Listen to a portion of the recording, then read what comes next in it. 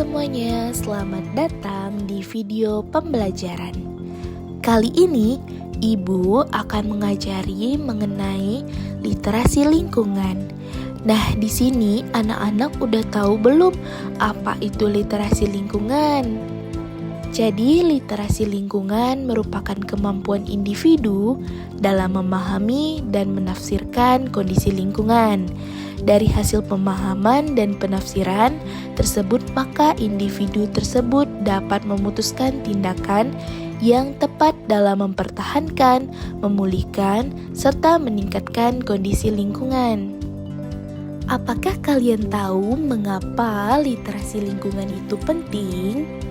Literasi penting karena merupakan kemampuan dasar yang membantu individu dalam berbagai aspek kehidupan. Ada beberapa contoh literasi lingkungan.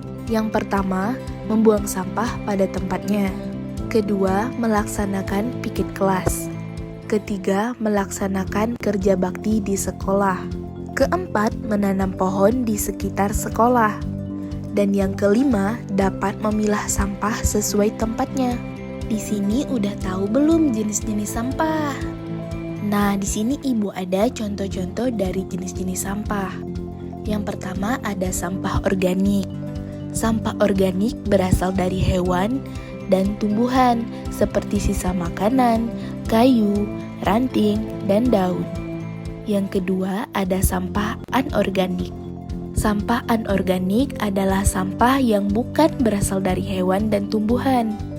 Contohnya seperti plastik, metal, gelas, semen, pasir, batu bata, keramik, besi baja, dan kaca. Selanjutnya, sampah B3. Sampah B3 adalah sampah yang mudah meledak, terbakar, relatif, beracun, infeksius, dan bersifat korosis, seperti jarum suntik, batu baterai bekas, neon, dan bola lampu bekas.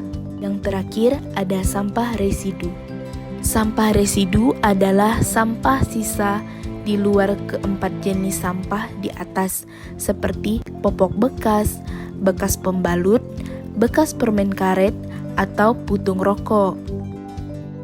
Apabila seseorang membuang sampah sembarangan, maka apa yang akan terjadi? Ini adalah contoh dari pembuangan sampah sembarangan.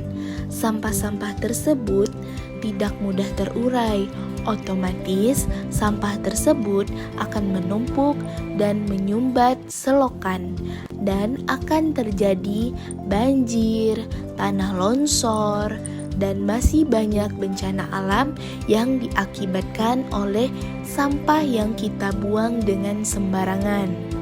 Ayo kita mengurangi sampah plastik dengan membuat ekobrik. Apa itu ekobrik? Ekobrik adalah bata ramah lingkungan yang terbuat dari botol plastik bekas yang diisi dengan sampah plastik. Ekobrik merupakan salah satu solusi untuk mengatasi masalah sampah plastik yang sulit diurai dan membahayakan lingkungan. Ekobrik sendiri dapat digunakan di berbagai keperluan, misalnya seperti membangun dinding, membangun ruang hijau, atau membuat furnitur modular. Ini adalah tahap-tahap untuk kita membuat ekobrik.